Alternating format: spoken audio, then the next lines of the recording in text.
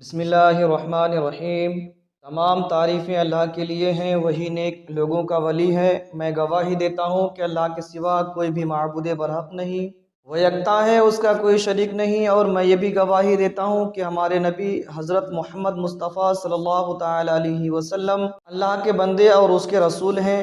یا اللہ ان پر، ان کی آل اور تمام صحابہ کرام پر رحمتیں، سلامتی اور برکتیں نازل فرما۔ السلام علیکم مسلم ٹیچر کے پیارے دوستوں، میری بہنوں اور میرے پیارے بھائیوں۔ اکثر لوگ ایسے ہوتے ہیں جن کو کوئی بیماری نہیں ہوتی لیکن وہ اچانک سے مر جاتے ہیں، اور کچھ لوگ سالوں تک بیمار رہتے ہیں اور ان کو موت نہیں آتی۔ اور یاد رہے، جب بیماری لمبی ہو جاتی ہے تو اس بیماری سے نہ صرف مریض تنگ ہو جاتا ہے بلکہ اس کا خیال رکھنے والے بھی اس کی بیماری سے تنگ آ جاتے ہیں۔ یاد رہے کہ انسان پر جب بھی کوئی بیماری آتی ہے تو اللہ تعالیٰ ہی اس انسان کو بیماری سے شفا عطا فرماتا ہے۔ بعض اوقات شفا کسی ظاہری سبب سے حاصل ہوتی ہے اور بعض اوقات بغیر سبب ہی بیمار شفایاب ہو جاتا ہے، لیکن یہ بات یاد رکھنے کی ہے کہ شفا تو اللہ تعالیٰ ہی دیتا ہے۔ اللہ کے علاوہ کون ہے جو شفا دے سکے؟ اور اسی چیز کو اللہ تعالیٰ نے قرآن پاک میں اس طرح بیان فرمایا، وَإِذَا مَرِضْتُ فَهُوَ يَشْفِينِ۔ ترجمہ، اور جب میں بیمار پڑتا ہوں تو اللہ تعالیٰ مجھے شفا بخشتا ہے۔ سورہ شعراء۔ اسی لیے ہر مسلمان کے لیے ضروری ہے کہ وہ اپنی بیماری کے لیے شفا صرف اللہ تعالیٰ سے طلب کرے۔ یاد رہے کہ علاج کرانا منع نہیں ہے، لیکن علاج سے پہلے یہ ضروری ہے کہ نبی کریم صلی اللہ تعالیٰ علیہ وسلم کی تعلیمات کے مطابق اپنا علاج ان چیزوں سے کرنے کی کوشش کی جائے جن میں اللہ کے پیارے حبیب صلی اللہ تعالیٰ علیہ وسلم نے شفا بتلائی ہے۔ یاد رہے کہ قرآن پاک کو خود اللہ تعالیٰ نے مومنوں کے لیے شفا بتلایا، بلکہ یوں فرمایا کہ ہم نے اس قرآن کو مومنوں کے لیے شفا اور رحمت بنا کر اتارا ہے۔ معلوم ہوا کہ قرآن پاک میں اللہ تعالیٰ نے شفا رکھی ہے، لیکن افسوس کہ ہم لوگ قرآن پاک سے دور ہو چکے ہیں۔ آج کی ویڈیو میں آپ کو قرآن پاک سے ہی ایک ایسا وظیفہ بتانے جا رہے ہیں کہ جس وظیفے کی برکت سے آپ کے جسم کے اندر کوئی بیماری نہیں رہے گی، ہر طرح کی بیماری سے آپ کو نجات ملے گی۔ یہ عمل بہت ہی پیارا عمل ہے جو کہ قرآنی عمل ہے۔ اس عمل سے اپنی بیماریوں کا علاج بھی کریں اور اپنے مریض کا علاج بھی اس عمل سے کریں۔ یہ عمل قرآن پاک کی کس آیت کا ہے اور اس عمل کو آپ نے کیسے کرنا ہے، اس بارے میں مکمل تفصیل جاننے کے لیے آپ سے التماس ہے کہ ویڈیو کو آخر تک ضرور دیکھیے گا۔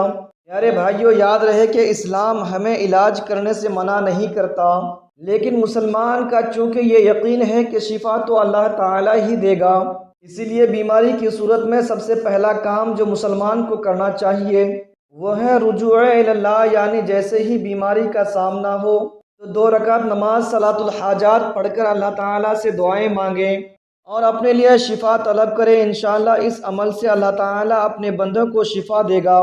اگر شفا نہیں ہوتی تو پھر صدقہ کرے، کیونکہ حدیث سے یہ بات ثابت ہے کہ اللہ تعالیٰ صدقے سے پریشانیوں اور مصیبتوں کو دور فرماتا ہے، اور پھر بھی شفا نہیں ہوتی تو معالج کے پاس جائیں۔ اس کے علاوہ احادیث میں بھی تعلیمات ملتی ہے جو کہ بیماری کی شفا کے لیے بتلائی گئی ہے، مثلا شہد کا استعمال کرنا، آب زمزم کا استعمال کرنا۔ پیارے بھائیوں، معلوم ہوا کہ علاج کرانا بھی ضروری ہے، لیکن علاج کے ساتھ ساتھ اپنے لیے اللہ تعالیٰ سے دعاؤں کے ذریعے شفا طلب کرنی چاہیے۔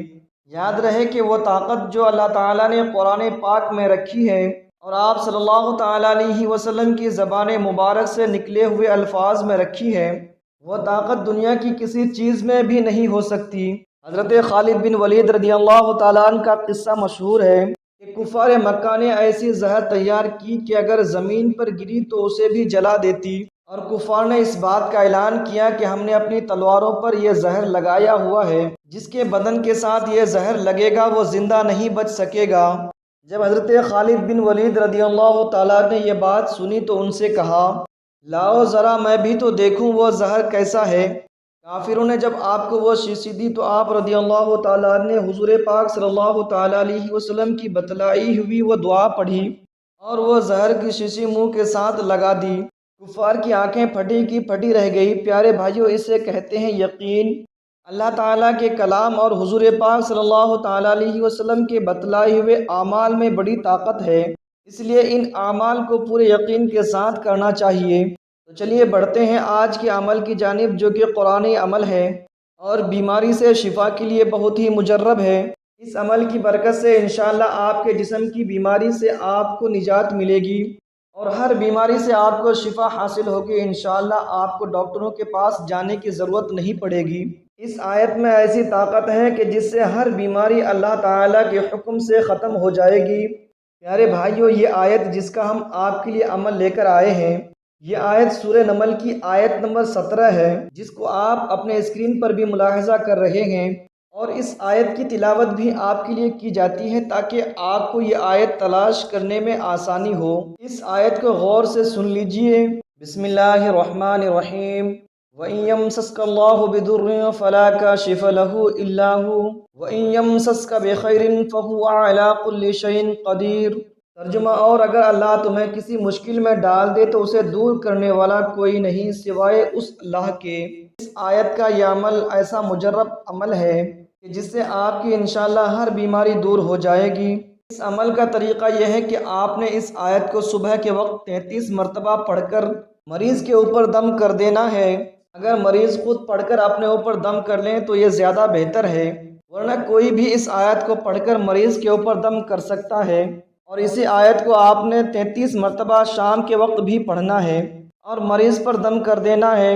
اس عمل کو شروع کرنے کے بعد آپ ملاحظہ کریں گے کہ مریض کی حالت بہتر ہونا شروع ہو جائے گی اور انشاءاللہ آہستہ آہستہ آپ کے مریض کی بیماری ختم ہونے لگے گی۔ بس اس عمل کو آپ نے پورے یقین کے ساتھ کرنا ہے اور اللہ تعالیٰ پر مکمل بھروسہ کرنا ہے کہ آپ کے جسم سے ہر بیماری کو دور فرما دے گا۔ پیارے بھائیو، یہ آیت زیادہ لمبی نہیں ہے، اس لیے چاہیے کہ اس آیت کو یاد کر لیا جائے اور مریض کو بھی یاد کروا دیا جائے۔ جانے سے پہلے ویڈیو کو صدقہ جاریہ کی نیت سے شیئر ضرور کیجیے گا۔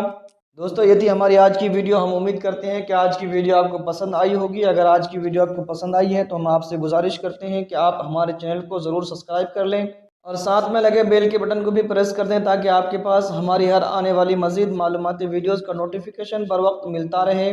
سبسکرائب کے ساتھ ساتھ ہماری ویڈیوز کو لائک بھی کریں اور اپنی قیمتی رائے کا اظہار کمنٹس میں ضرور کریں۔ کمنٹس میں آپ اپنے سوالات بھی ہم تک پہنچا سکتے ہیں۔ اللہ تعالیٰ آپ کو اپنے حفظ و امان میں رکھے، آمین۔